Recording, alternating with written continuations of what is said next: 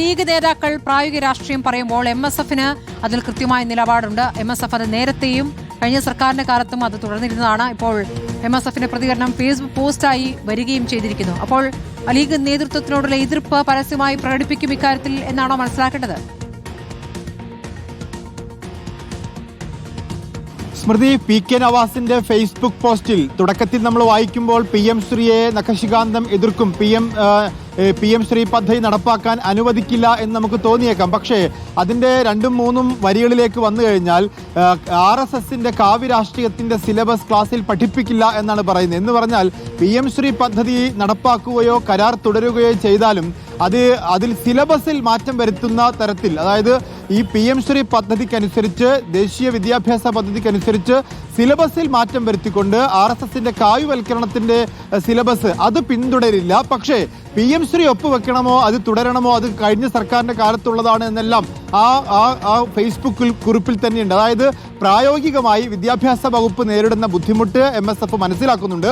പക്ഷേ അവരെ സംബന്ധിച്ചിടത്തോളം അവരെതിർത്തിട്ടുള്ളത് അത് RSS വൽക്കരണമാണ്. സിലബസിനകത്തേക്ക്, കരിക്കുലത്തിനകത്തേക്ക് RSSന്റെ കടന്നുകയറ്റം എന്നുള്ളതാണ്. അതിൽ ചരിത്രത്തിലെ തിരുത്തുൾപ്പെടെ, ചരിത്ര പാഠപുസ്തകങ്ങളിലെ തിരുത്തുൾപ്പെടെ വരുന്നുണ്ട്. അത്തരം തിരുത്തുകളിലേക്കും അത്തരം RSS വൽക്കരണത്തിലേക്കും പോകാൻ അനുവദിക്കില്ല എന്നുള്ളതാണ് MSFന്റെ ഫേസ്ബുക്ക് കുറിപ്പിൽ PK നവാസ് വ്യക്തമാക്കുന്നത്.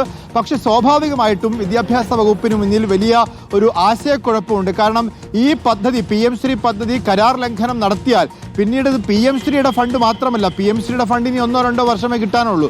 പക്ഷെ തുടർന്ന് ദേശീയ വിദ്യാഭ്യാസ നയത്തിന്റെ ഭാഗമായിട്ട് കിട്ടാനുള്ള ഫണ്ടുകൾ, സമഗ്ര ശിക്ഷാ അഭിയാന്റെ ഫണ്ടുകൾ, അത്തരത്തിലുള്ള ഫണ്ടുകളെയും കേന്ദ്ര സർക്കാരുമായുള്ള ബന്ധത്തെയും വിദ്യാഭ്യാസ വകുപ്പിന്റെ മുന്നോട്ടുള്ള പോക്കിനെയും ഒക്കെ ഇത് ബാധിക്കുമോ എന്നൊരാശങ്ക വിദ്യാഭ്യാസ വകുപ്പിനുണ്ട്.